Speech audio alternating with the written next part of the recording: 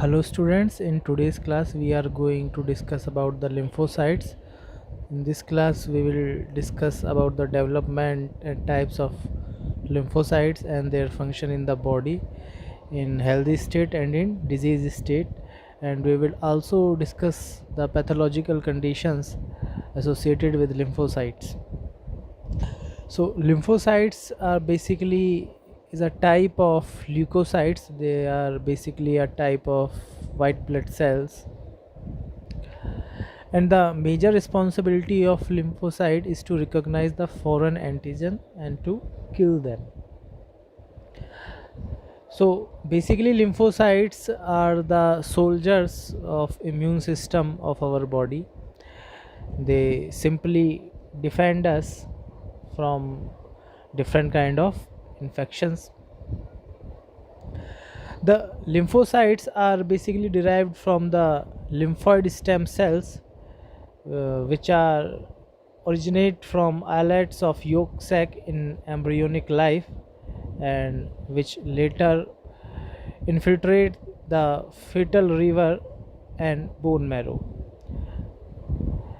In simple language, if we talk that the lymphocytes basically developed from the stem cells and they transferred into the liver and bone marrow,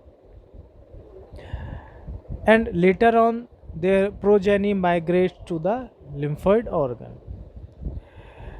तो lymphocytes basically lymphoid stem cell से originate होती हैं, और जो कि हमारी embryonic life में हमारे फीटल लीवर में और बोन मैरो में ट्रांसफ़र हो जाती हैं, और फिर वो लेटर ऑन जो उनकी प्रोजेनी होती हैं या उनके जो डेवलप्ड सेल्स होते हैं वो आपके फिर लिम्फॉइड ऑर्गन्स में माइग्रेट कर जाते हैं. लिम्फॉइड ऑर्गन्स जैसे कि स्प्लीन, टॉन्सिल या लिम्फ नोड्स जिनको हम कहते हैं. जो भी आपका टोटल लिम्फोसाइट पॉपुलेशन होता है उसका 25% बोन मैरो में रहता है, और वो एज बी सेल डेवलप होता है, जबकि रेस्ट ऑफ 75% हमारे थाइमस में आ जाता है और वो वहाँ पर डेवलप होता है एज अ टी सेल. तो अगर हम टाइप्स की बात करें तो लिम्फोसाइट्स बेसिकली दो टाइप्स के होते हैं, B cells and T cells, और दोनों का ही अलग अलग फंक्शन है. दोनों का डेवलपमेंट अलग अलग ऑर्गन्स में होता है, और दोनों अलग अलग टाइप के इम्यूनिटी हमारी बॉडी को प्रोवाइड करते हैं. तो अगर हम लिम्फोसाइट्स के लाइफ साइकिल को एक जनरल फॉर्म में देखें तो ये स्टार्ट होता है बोन मैरो में स्टेम सेल से, और उसमें से जो आपका 75% है वो आपका चला जाता है थाइमस में, जो कि वहाँ पर डेवलप होता है एज अ टी सेल, और वो हमारी बॉडी को प्रोवाइड करता है सेल मीडिएटेड इम्यूनिटी या सेल मीडिएटेड इम्यून रिस्पॉन्स में जो यूज़ होगा. और दूसरा टाइप होता है आपका बी सेल्स, जो कि अगेन स्टेम सेल से डेवलप होता है, लेकिन ये इसका जो फर्दर डेवलपमेंट होता है वो होता है आपका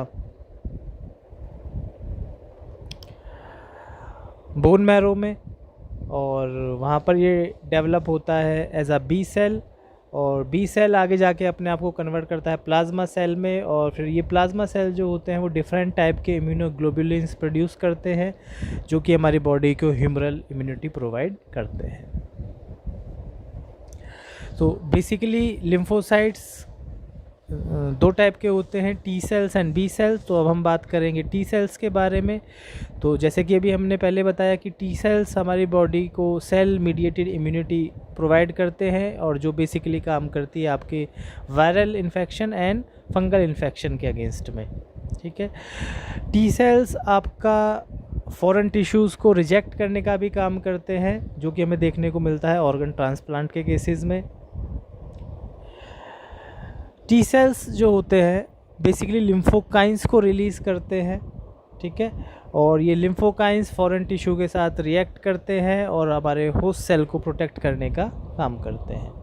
अगर हम टी सेल्स को भी फर्दर क्लासीफाई करना चाहें तो टी सेल्स को भी 3 कैटेगरी में क्लासीफाई करा गया है। एक होते हैं आपके साइटोटॉक्सिक टी सेल जिनको हम किलर टी सेल भी बोलते हैं, दूसरे होते हैं आपके हेल्पर टी सेल्स, और थर्ड वन है आपका रेगुलेटरी टी सेल्स।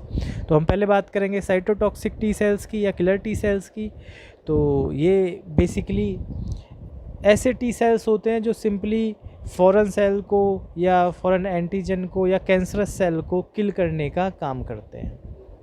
फिर आते हैं आपके helper T cells. Helper T cells बहुत ज़्यादा अडेप्टिव टी सेल्स होते हैं। ये बेसिकली एक्टिवेट करते हैं आपके साइटोटॉक्सिक टी सेल को अपना किलिंग एक्शन शो करने के लिए। साथ ही में ये बीटा से जो आपकी बी सेल्स हैं ये उनको भी एक्टिव करते हैं जिससे कि वो इम्यूनोग्लोबुलिन्स का प्रोडक्शन कर पाएँ और हमारी बॉडी को ह्यूमरल इम्यूनिटी मिल सके।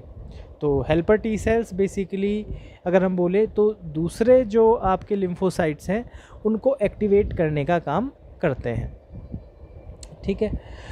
फिर आते हैं आपके रेगुलेटरी टी सेल्स। अब रेगुलेटरी टी सेल्स का काम भी बहुत इम्पॉर्टेंट है।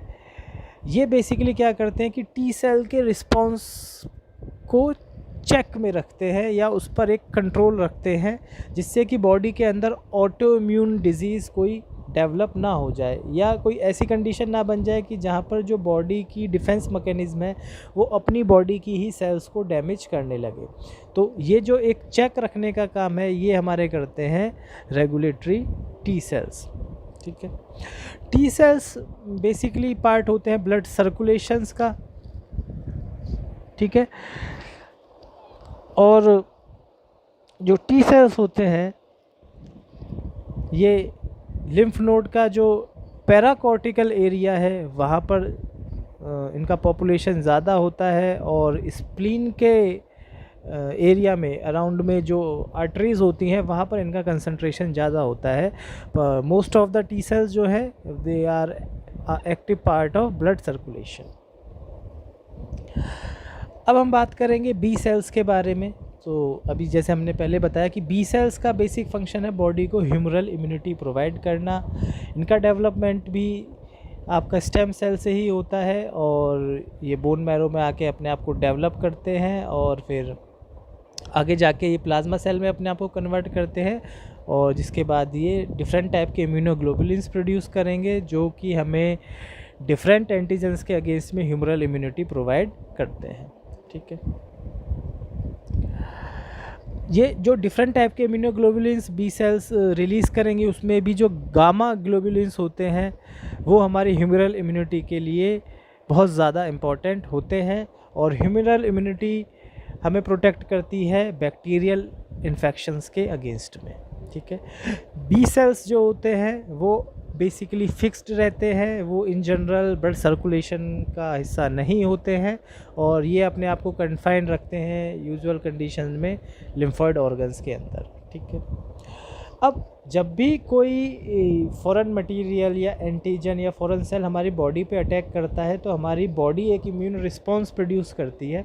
अब ये जो इम्यून रिस्पॉन्स होता है बेसिकली इसमें आपको ह्यूमरल इम्यूनिटी भी अपना रोल प्ले करती है और जो सेल मीडिएटेड रिस्पॉन्स है वो भी अपना रोल प्ले करता है। इन दोनों को मिलकर जो बॉडी अपना एक डिफेंस मैकेनिज्म तैयार करती है उसको हम कहते हैं इम्यून रिस्पॉन्स ऑफ बॉडी। तो यहाँ पर दोनों का ही अपना एक इम्पॉर्टेंट रोल है, बी सेल्स का भी और टी सेल्स का भी, ठीक है।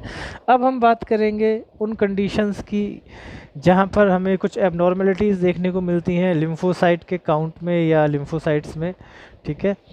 तो इससे पहले हम बात करेंगे कि एक जनरल काउंट की, जो लिम्फोसाइट का जनरल काउंट हमारी बॉडी में होता है या नॉर्मल काउंट जो हमारी बॉडी में होता है वो होता है 800 to 5000 सेल्स पर माइक्रोलीटर ऑफ ब्लड, ठीक है। अगर बॉडी के अंदर ये काउंट 800 सेल से नीचे चला जाता है तो वो क्रिटिकली लो लेवल माना जाता है और अगर ये काउंट 5000 सेल से ऊपर चला जाता है तो उसको हम कहते हैं हाई लेवल ऑफ लिम्फोसाइट्स, जो अगेन एक डिजीज़ कंडीशन को रिप्रेजेंट करता है। तो अब हम बात करेंगे एबनॉर्मेलिटीज़ ऑफ लिम्फोसाइट्स की। इसमें हम पहली कंडीशन जो डिस्कस करेंगे वो है आपकी लिम्फोसाइटोपिनिया। ठीक है, लिम्फोसाइटोपिनिया बेसिकली वो कंडीशन है जहाँ पर आपका लिम्फोसाइट काउंट बहुत ज़्यादा लो हो जाता है, लिम्फोसाइट काउंट बहुत ज़्यादा डिक्रीज़ हो जाता है। अब क्योंकि लिम्फोसाइट हमारी बॉडी के डिफेंस मैकेनिज्म में इम्पॉर्टेंट रोल प्ले करते हैं, और अगर लिम्फोसाइट का काउंट बहुत ज़्यादा लो हो गया है तो सब्जेक्ट बहुत ज़्यादा हाई रिस्क पर है इन्फेक्शन के। ठीक है, अब लिम्फोसाइटोपिनिया होने के कई सारे रीज़न्स हो सकते हैं, जिसमें से कि एक रीज़न है आपका अंडर न्यूट्रिशन, यानी कि सब्जेक्ट को काफ़ी लंबे समय से एक न्यूट्रिशियस और प्रॉपर फूड नहीं मिल रहा है, बॉडी अंडर न्यूट्रिशन में है। दूसरा कंडीशन हो सकता है आपका कि जो सब्जेक्ट है उसको HIV इन्फेक्शन है, या वो एड्स से सफ़र कर रहा है। ठीक है, या उसको कोई वायरल इन्फेक्शन है, जैसे कि उसको इन्फ्लुएंज़ा हो सकता है, या फिर उसको कोई ऑटोइम्यून डिजीज़ है जहाँ पर बॉडी का जो डिफेंस मैकेनिज्म है वो अपने ही सेल्स को डिस्ट्रॉय कर रहा है, या फिर पेशेंट आपका लंबे समय से स्टेरॉयडल ड्रग को यूज़ कर रहा है, क्योंकि स्टेरॉयडल ड्रग भी हमारे बॉडी के इम्यून रिस्पॉन्स को सप्रेस करते हैं। तो उस कंडीशन में भी आपको लिम्फोसाइटोपिनिया देखने को मिल सकता है। या फिर पेशेंट जो है वो कीमोथेरेपी से परस्यू कर रहा है, उस कंडीशन में भी आपको पेशेंट के अंदर लिम्फोसाइटोपिनिया देखने को मिलता है।